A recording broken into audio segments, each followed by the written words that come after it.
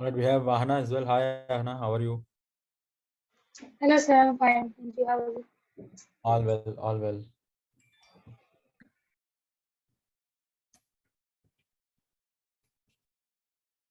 Rafi, let me know once we are good to go. Shashi.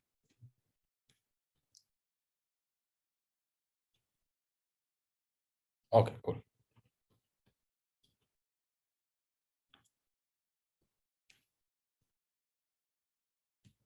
All right. Hi, everyone. Welcome to the fifth episode of Bright Talks. Till now, we have spoken more from the school's perspective in this Bright Talks, but today, we have a very special episode. We have the actual Bright Champs in our episode today.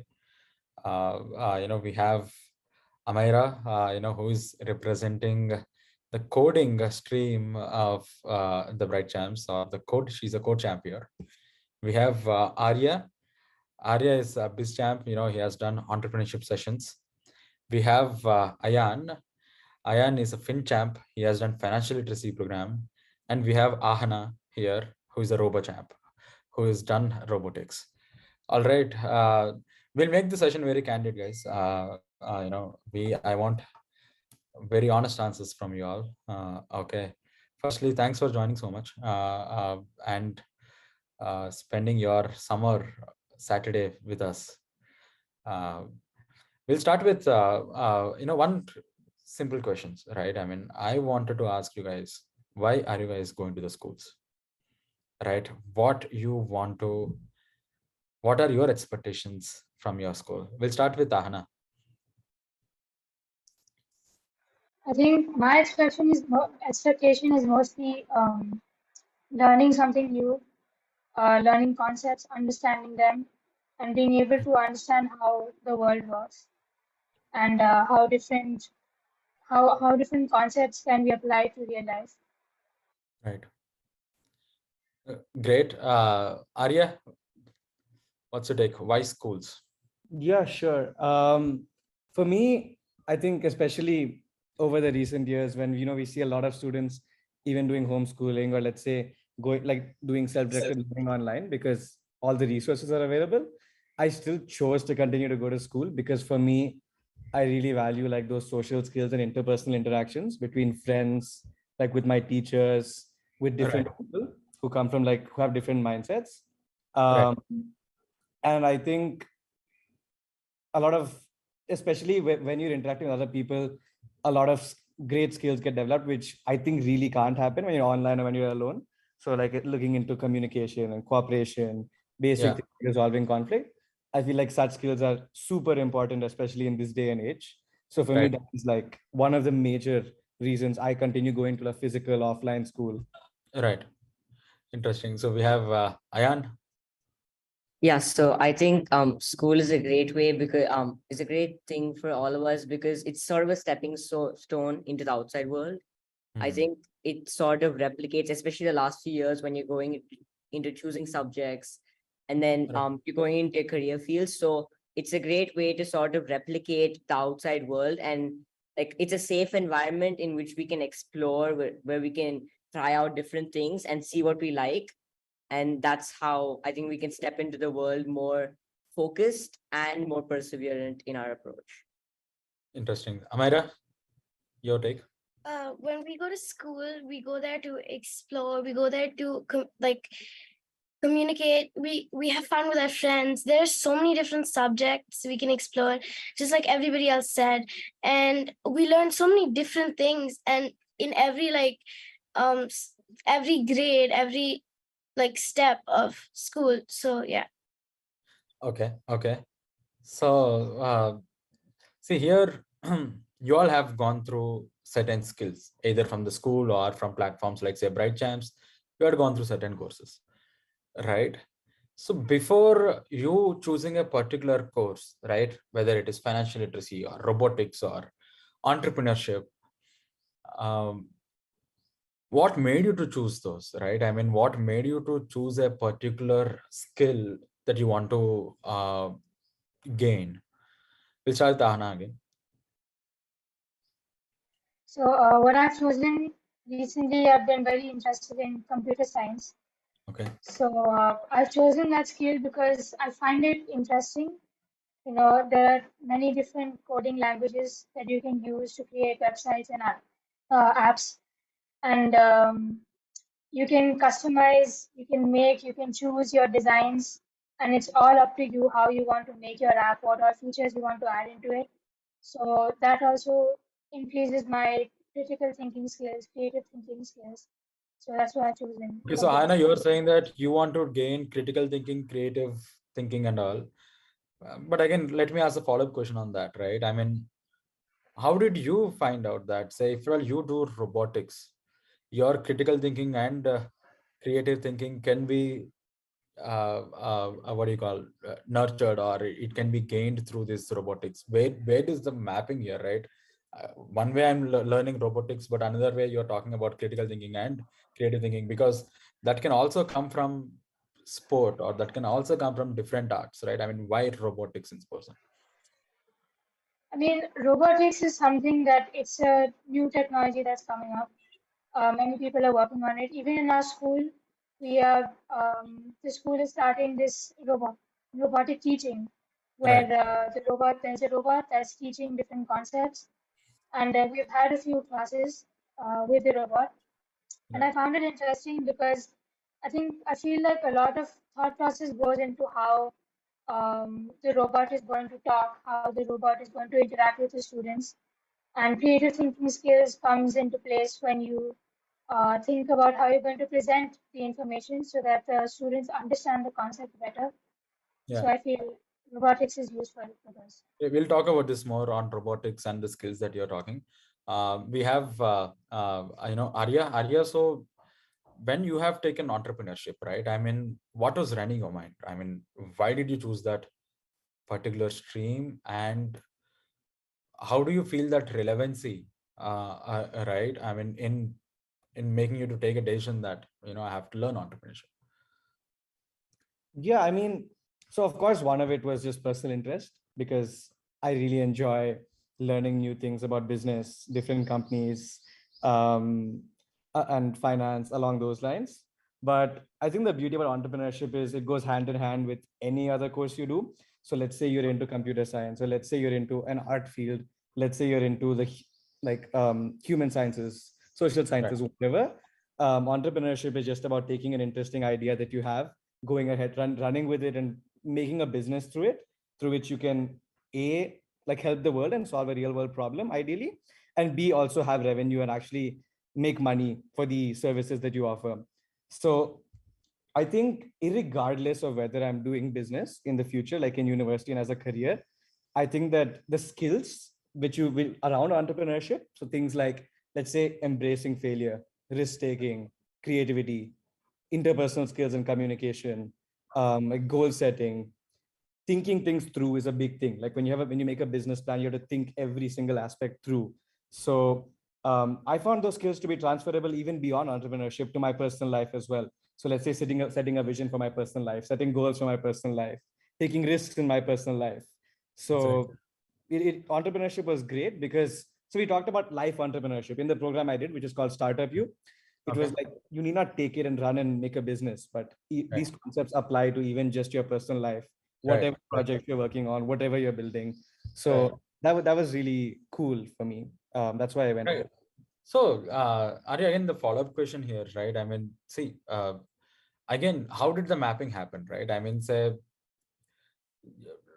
earlier, Ahana was talking that, she wanted to develop certain skills, and you are saying that, you already are inclined or interested in, starting something on your own, or kind of being an entrepreneur.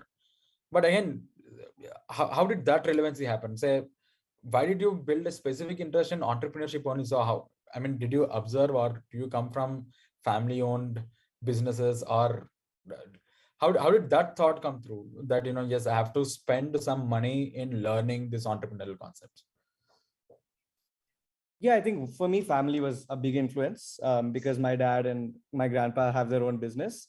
So it's kind of, I've grown up around like dinner side conversations of just what it is to start a company, what are the hurdles, why do they do what they do, like why weren't they just in a normal company? Why did they take the risk and actually go and invest everything into like their own baby, is what they Right. call it. So the family aspect was huge. I think it's always great to have someone older than you who's in the field, who you can take inspiration from and who you can learn from. So there was Right. definitely a big push from that side.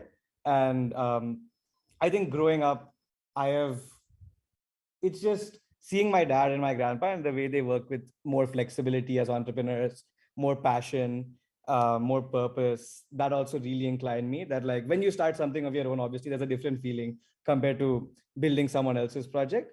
So that was huge. And I think to an extent, there was a friend's influence as well, because I had some really cool and intelligent friends who were also either already in the process of starting their own ventures or just getting ideas. And I think it's all about the people around you, which plays a big role in just your interest and what you're inclined to. So in my case, it was family and to an extent, friends. Interesting, right? I mean, you spoke about two important stakeholders, parents, friends, and my first question was about schools. So we'll try to, bring how the entire ecosystem and the kind of decisions that we are taking as learners. We will talk about that. We Yeah. have a FinChamp here. We have Ayan. Ayan, why do you have to learn about finance? What made you to kind of take this decision? So first off, up till I think even today, I have not found a single class in school which talks about money, about how the world works in terms of how once you get into a job, how is it going to be like when you get your first salary or when you get your first paycheck? How do you want to manage that? How do you want to split that up? So I think, I don't know, I just found a course on finance. And when I started on it, I realized that the importance of finance is not just whether you want to become into the field of, say, business or into the field of finance or accounting or something like that. It's for every single person, because after you step out of school, after you graduate, suppose you're doing a postgrad and undergrad, after that, you're going to work. And for most people, the reason you work, at least the primary reason, apart from passion, is to earn a livelihood, right? To earn an income. But even after learning so much about that career, so much about that job, specializing in it, we still don't understand how we should use the money or the income that we get, right? That's the most important part. So I came from a the reason I chose a finance course was because I felt that it's very important for me to understand how to manage my money, how to split it up, and how to sort of reach that end goal, which we're using careers as a means to, which is living a comfortable life or happiness. So that's my inclination towards finance in general. And I thought that it's really helpful for anybody, no matter what field you go into, just because the fact that all of us interact with money in our daily lives, and it's such a crucial part of how the world goes. So Interesting. Again, I mean, don't you think that you're too young to, in fact, think about finances, because because you're already talking about your first paycheck. So I wanted to know that, so your thoughts are already going there, where, you're thinking about your first paychecks from now itself. So again, what is the push there, right? I mean, why are you thinking about your first paycheck right now? okay, maybe paycheck is the wrong example, I'm not sure, but it's just, I find it really helpful to also think broader in terms of, apart from what the school is offering you. From a young age, I've just been exposed to a lot of different things that might seem out of the ordinary, right? From adventure sports to things, of course, the entrepreneurship course. So I find that it's very helpful to look beyond the normal subjects, and that was the push for finance as well, because I thought that so many skills, of course, school cannot provide you with everything that you need in the world, right? There's so many opportunities with this in the 21st century, especially. There's so many new jobs coming, AI, artificial intelligence, robotics, coding, all of that. So I find it really helpful to look beyond school and try to develop as many skills as possible. And that's how I think that's my approach towards entering the workforce. And so you're also saying that, you want to develop a skill. Okay, particularly in finance, because in the future you might see a very good relevance or say application to it, right? Okay, fine. So Amaira, your take. I mean, why coding? So, as a kid in the COVID lockdown, I used to love playing games. And then I just got curious, how do they make these games? So so when I started coding, I loved it, and the spectrum that I loved solving people's problems. Like just now, I created an app that is on the Play Store called Spelltastic. It basically helps my brother learn his spellings, because I mean, who likes learning spellings? And also, they gave us a long list, so it really helps them. I loved solving people problems, and now with the apps and applications that are coming up, like ChatGPT and AI, coding will be the building block for the future, and it will be the language of the future. At like right now in 2023, there are over 700 coding languages. So yeah. Wow. So congratulations on your launch, first of all, on your app. Uh, and also, so you are saying that I have learned coding because you wanted to spend some time in creating something productive. Yeah, I wanted to solve people's problems. I mean, that's the initial, like, that's what coding is. It helps us solve problems, Right. human problems, which is why we develop more and more. Like, till now, we've already created cars that drives themselves. So, like, what more can we create? And Right. that's all possible because of coding. Right. Right. So today's topic, is very interesting. I'm talking about learning. I mean, say the Gen Alpha experience, right? I mean, wanted to know that if any of you have spent a lot of time with your parents or your brothers or elderly brothers or sisters, who are in Gen Z or say in from the previous generations, wanted to know that did you observe any thought process change, or do you think that there is any transformation in the thought processes, right? I mean, because when I was studying, my priority ABC is say academics, sports, and probably say health, right? I mean, these are the three major priorities, if at all you ask me, on the priority list. Now, I wanted to know what is in your on your priority list, okay? And do you see the transformation when you are talking to your parents, when they share their experiences? And in general, for Gen Alphas and millions of kids like you all, uh, what could be the priorities initially? Like, again, we'll start with Ahana. I feel like first of all about the thought process. I feel like there is a lot of change in how my parents think because earlier, they only, even in the school system, they only had books to study out of. And today, me being a Gen Z, I have been using a lot of technology, and even Gen Alpha is a generation of technology. So that my use of my laptop and phones have increased a lot. I usually use the laptop only to study, and it's because there is a lot of information on the internet, and I'm able to watch videos which help me visualize concepts better, and I'm able to make mind maps online, and I can talk to my friends, understand how they think about different concepts, or even just chatting. So that's how I use technology today. And I think my priority would be, uh, you learning different concepts from online courses, and because I feel like that helps me a lot more than books for sure, because books usually have a lot of text, and I don't really like reading a lot of text because it makes me bored, and I cannot picture anything in my head properly.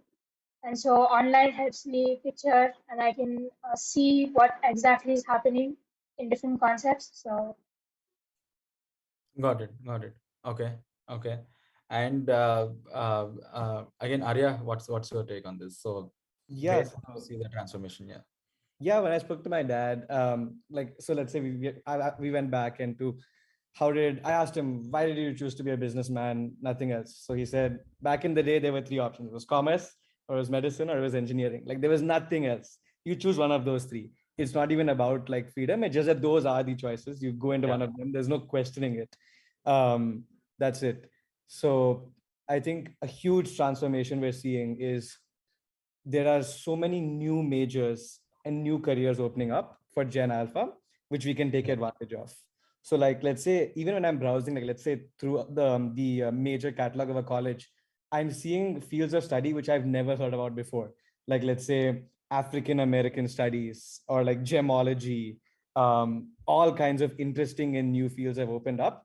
I think that's great because I feel like not everyone does fit into those three buckets of business or engineering or medicine, and people have very different interests today because of exposure to, as Ahana was talking about, the technology and the online courses. So that's a huge difference. And in terms of priority, this doesn't apply to all Gen Zs, but I'm seeing a slow trend where people are taking the path of passion and then like leading with passion and then making a career out of that. So they don't start with the money aspect or like what will make me money, what is the conventional route. They start with like, what am I interested in? What would I like to do for the rest of my life? And then we'll see how we can make a career and earn an income after that. So that's a huge priority shift for Gen Z, which I personally think is a positive one. I think another huge transformation, which I've seen, especially with like in my circle of, let's say, relatives and the people in my community, is a lot more like critical eyes towards school, especially after COVID-19. I saw a lot of parents, especially with super young kids, decide that online school just wasn't meeting their needs, and they take their kids out and they either do a homeschool and teach them themselves, they join them into a certain online program, which by the way, there are increasing number of such online schools day by day. And even after COVID stopped, even after COVID like it has almost ended and people are getting back to physical schools, some parents are just enjoying homeschooling their kids or doing an online program so much that they're choosing not to go back to physical school. So it's just a lot more of a critical eye towards physical school and like, what is physical school offering my child, which let's say homeschooling or an online program is not offering. And schools which are able to do that, kids are going back, and certain schools which like aren't able to do that, the kids are staying back with the parents. So a lot more kids doing things like open universities, online programs, along those lines. Yeah. Right. I mean, very interesting, right? You talked about passion-led careers, right? I mean, Gen Alpha, they don't want to compromise on their passions. That's for sure. I agree to that. Probably in the next round of discussion, Arya, if at all, you can throw some light on how do we discover the passion, right? Or how do we discover the purpose? That will be really helpful for the audience here. And so, Ayan, anything to add what Arya and Ahana has mentioned? Yeah, I share a similar sort of, I think it's very similar to what they said in terms of the way in which I think a lot of about education and the future has been personalization, and that has been enabled due to technology. So a lot of say fields have opened up just because of technology, and that is what is allowing people to pursue their passions, because we all know that each human being is unique, each human being is different. I think technology enables you to use your uniqueness and help that show in the world. So I think a lot about it has come to personalization and how you can create your own career. I mean, if we look at the future, there's so many possibilities with AI coming in, with so many new technologies. There's cryptocurrencies in terms of finance, blockchain, so many others.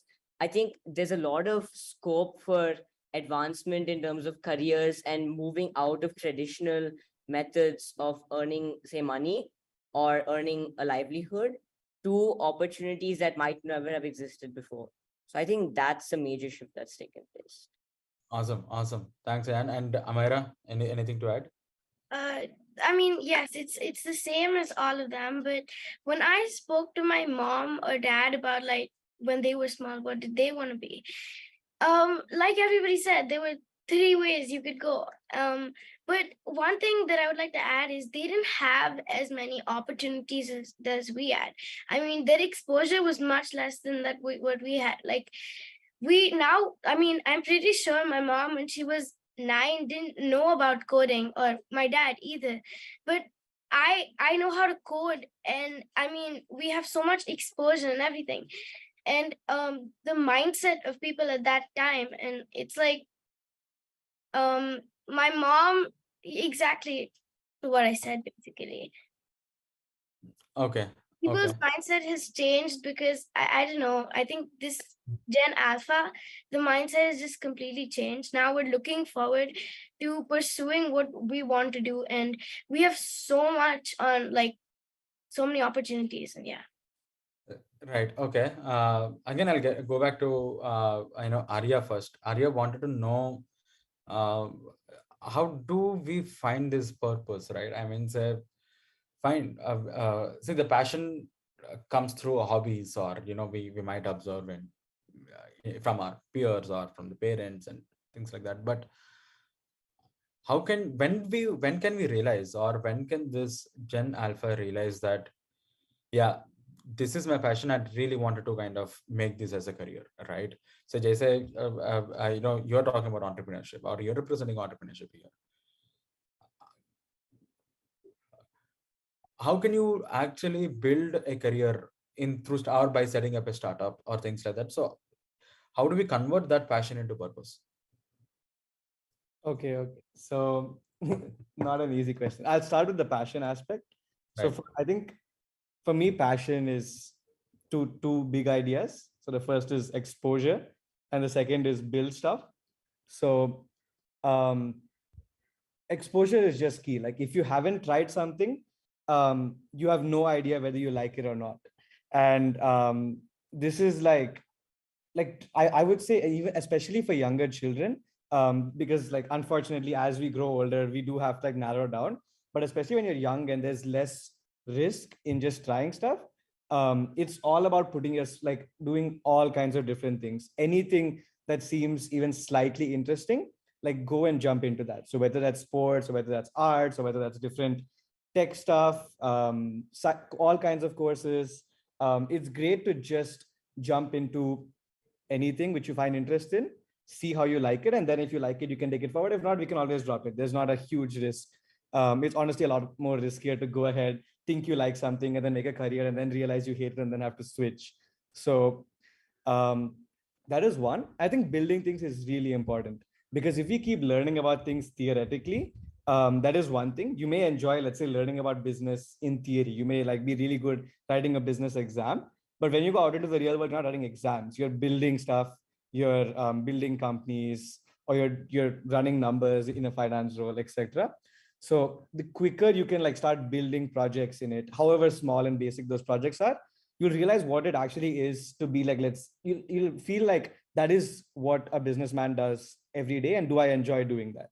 So building projects rather than just learning about things theoretically.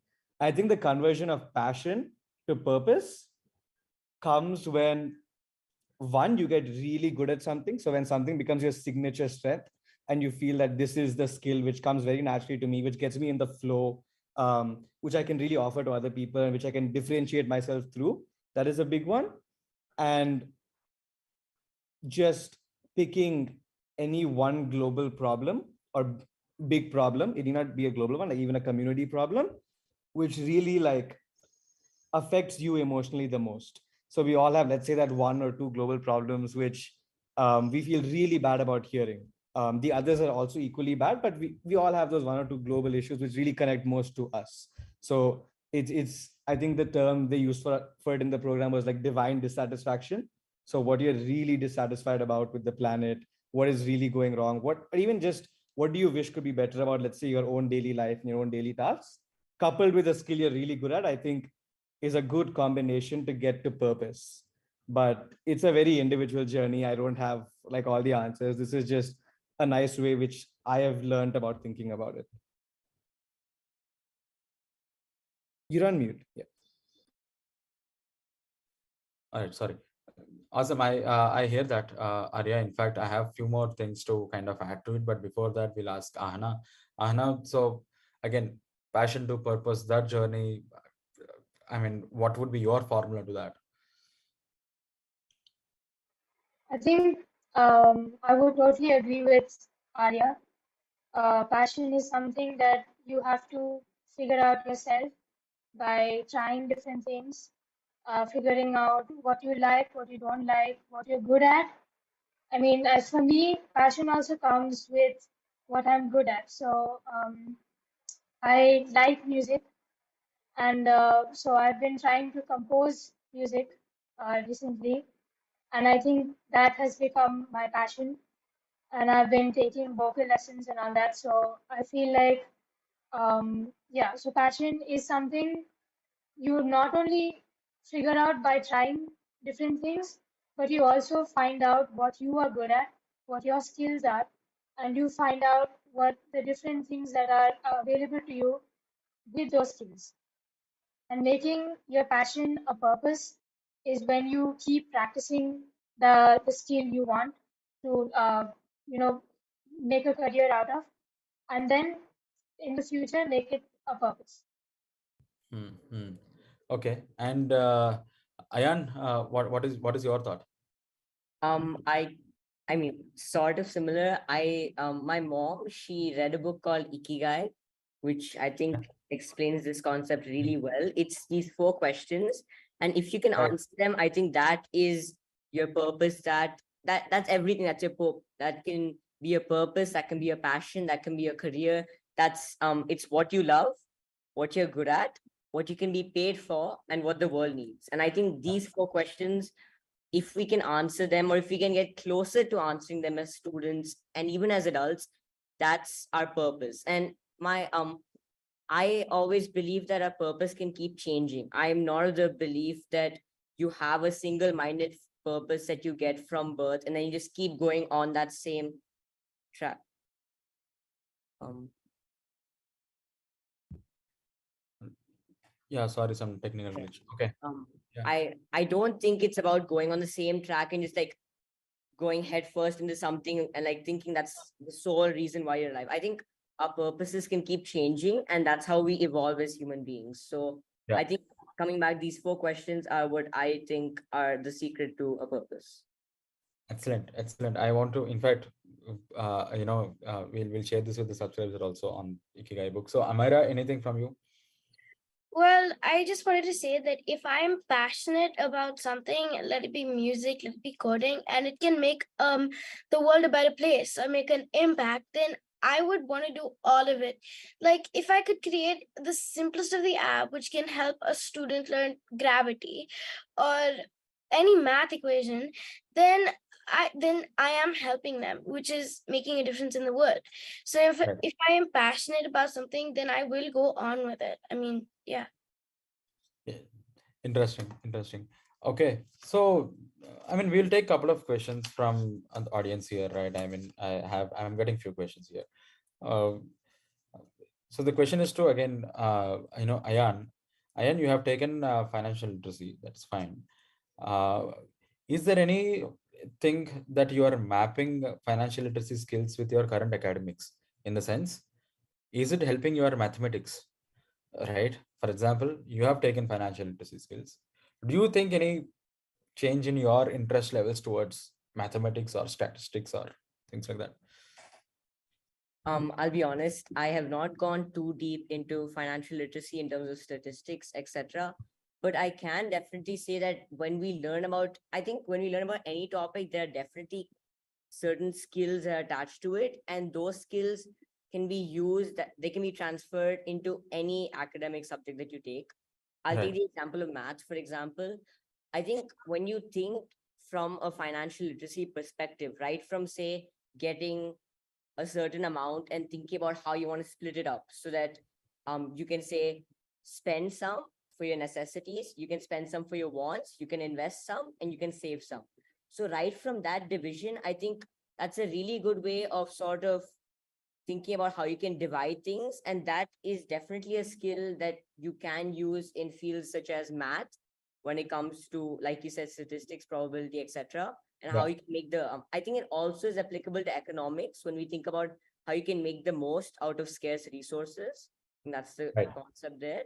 And even when you look at entrepreneurship business, I think it's really important for us to understand the base and the core, which is finance. So that's my Cool. perspective. Cool. And similarly, say Arya, so when you are learning business, right? I mean, when you are learning, say, entrepreneurship here, uh, do you see anything that has to do with academics, right? I mean, while you are learning business concepts, or while, after you've learned business concepts, since you have, because you've talked about risk taking and things like that, that risk taking appetite will also be proportional to your academics as well, right? I mean, so earlier, if at all I am having some phobia towards mathematics, right, solving a problem, but after developing these entrepreneurial skills, probably my phobia, I might overcome that phobia and start loving mathematics maybe. So anything that can be, that we can actually draw the relation here? Yeah, so I'll talk less in terms of like concrete subjects, but just Yeah. so I'd like to focus on transferable skills, which I think is huge with Yeah. entrepreneurship. Right. I talked about those skills before. I just listed a few. There are tons Right. more, Right. but I really value those transferable skills because more than subject specific knowledge, because I think transferable skills go beyond all domains and all subjects, and it becomes a part of the way you think and the way you approach problems. So Yeah. let's say I develop risk taking or grit or the ability to just sit through and work on something through the entrepreneurship course. That is useful when I'm working on a complex math problem, or when I'm working on a complex science problem, or when I'm writing an English essay or whatever else. So such skills I think are huge. Or let's say creativity. That creativity applies to me in the arts or in English, or even in, let's say, the sciences when I'm thinking of designing experiments.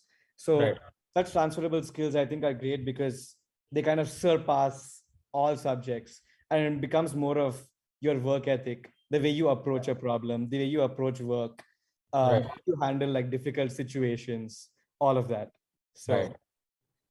Cool. Interesting. And yeah, I'll talk more about that. And now, just to again, because we spoke about four important stakeholders. We spoke about schools first, later we spoke about parents, and then we spoke about friends.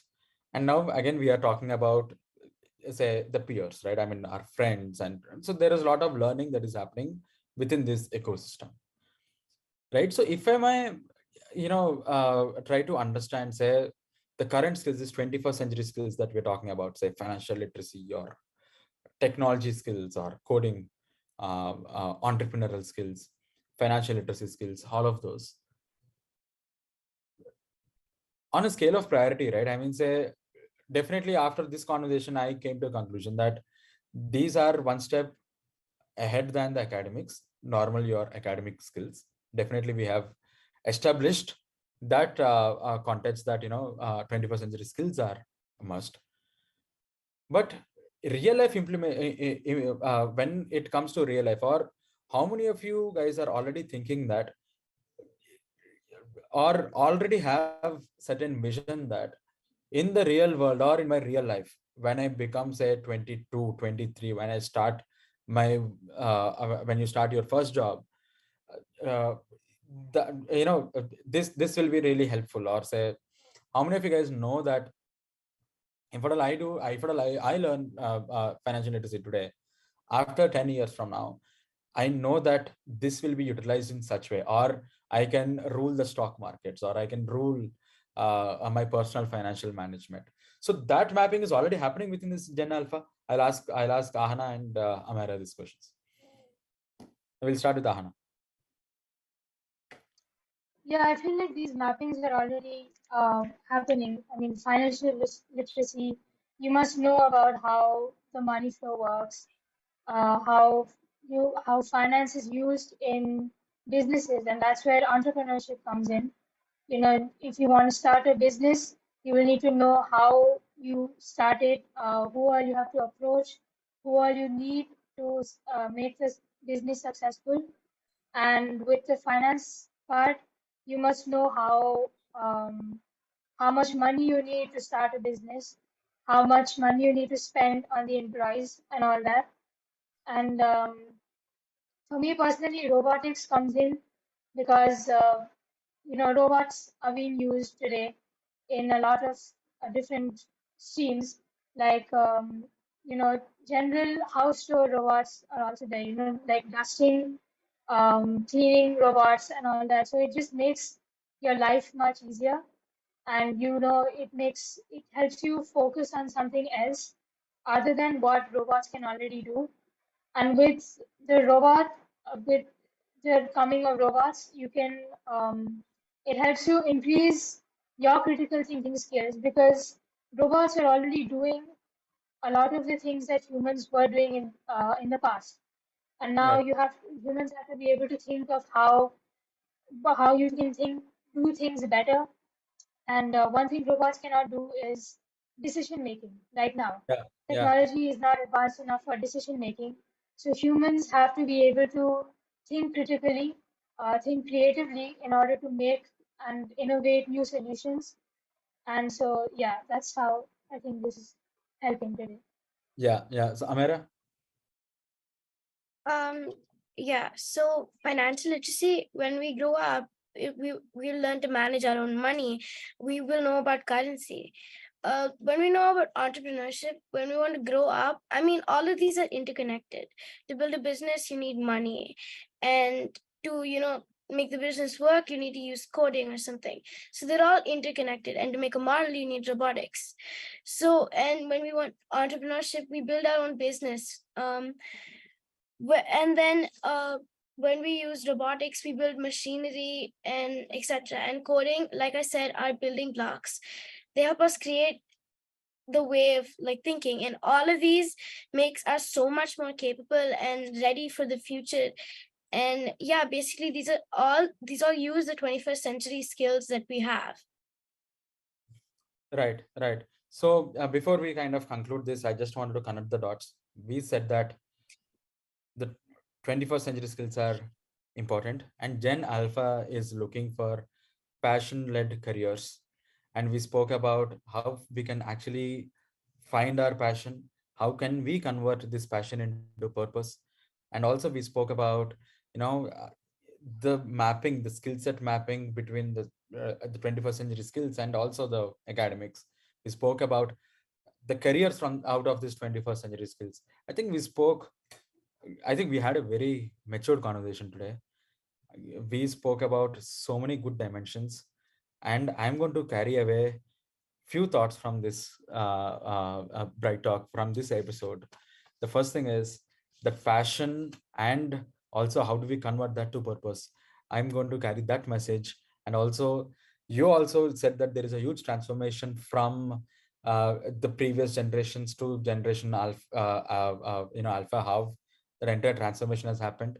We spoke about that. So before we kind of conclude, in one word, I wanted to know that I want to know from you guys that uh, how this 21st century skills, okay, how or how many hours a day, or say in terms of your priority for this 21st century skills, how much priority you guys are giving, and how are you finding to learn these concepts. And finally, what is your one message to a parent? So there are four of you guys, there are four stakeholders. Arya, I want you to give a message to the parent. Ayan, I want you to give a message to your peers. Ahana, I want you to give a message to the school. And Amaira, I want you to give a message to, I think we spoke about schools, peers, probably to educators like us, like for bright champs, right? I mean, what is one message that you want to give? Okay, we'll start with Arya. Um,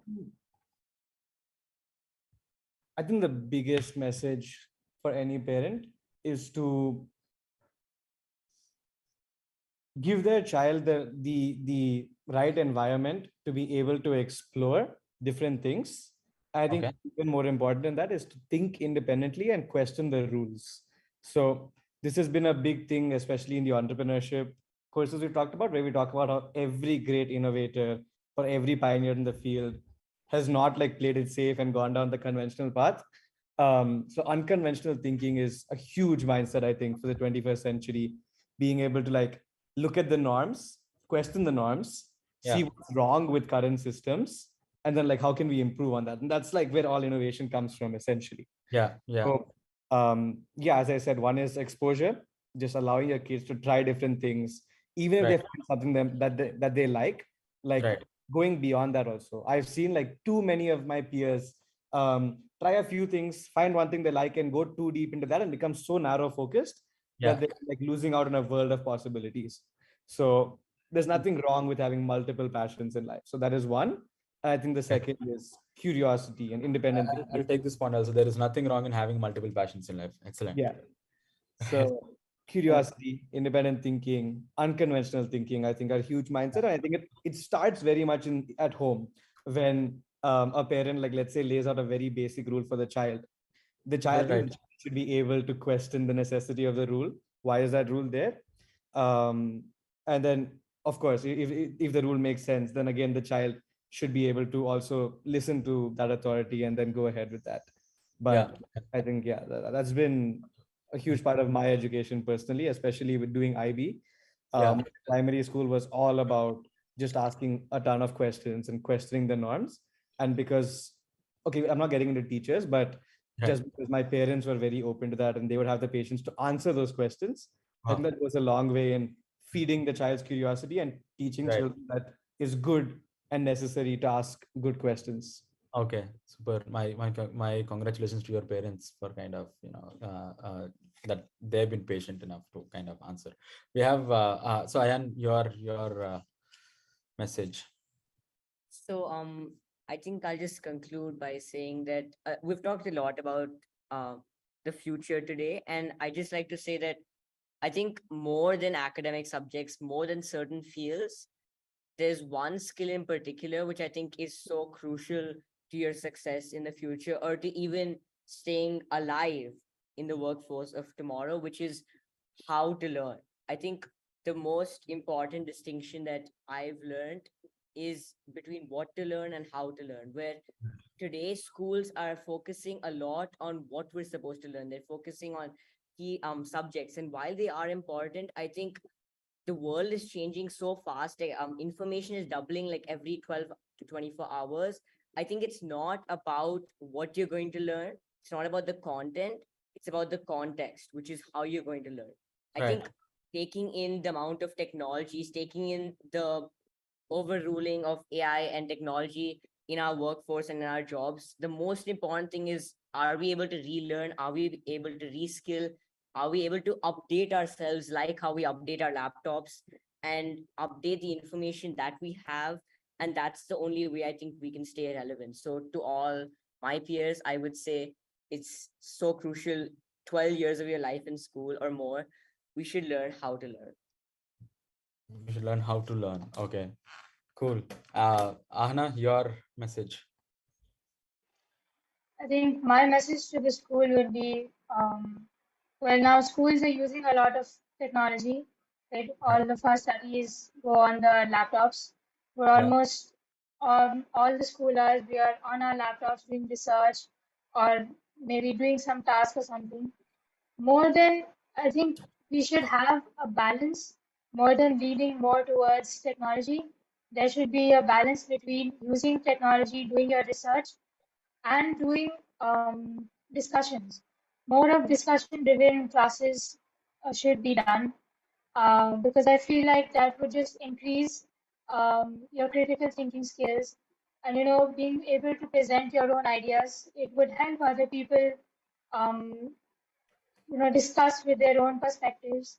Then you get different views from other people, and it helps you create your own perspective based on other people's views. And so I feel like schools should, create that balance between the use of technology and discussions in class. Interesting. And Amaira, your suggestion to us. Yeah, so I think all the educators out there, um, you, um, you, you should keep inspiring us, teaching us, and letting us use tools, explore and discover, because we will thrive if we can explore and discover, keep mingling with our creativity, helping us in our curiosity, and just helping us like through our primary stages before we get a job or build our own business. So the core years, I think, yeah. Okay, cool, cool. Once again, thank you so much. I think this is one of the best panels that I have hosted so far. Amazing insights, very matured conversation, and in fact, I have so many takeaways. In fact, I'm going to write a small blog on this, and I'll share it with all the educators, parents, and rest of the stakeholders. Thank you so much once again, guys. Thank you so much. Let us keep interacting and follow Bright Talks for such interesting topics or debates on these interesting topics. Thank you so much. Have a great weekend ahead. See you Thank you for guys. inviting us. Yes, thank you. Thank Thank you. you. Thank you. Bye bye.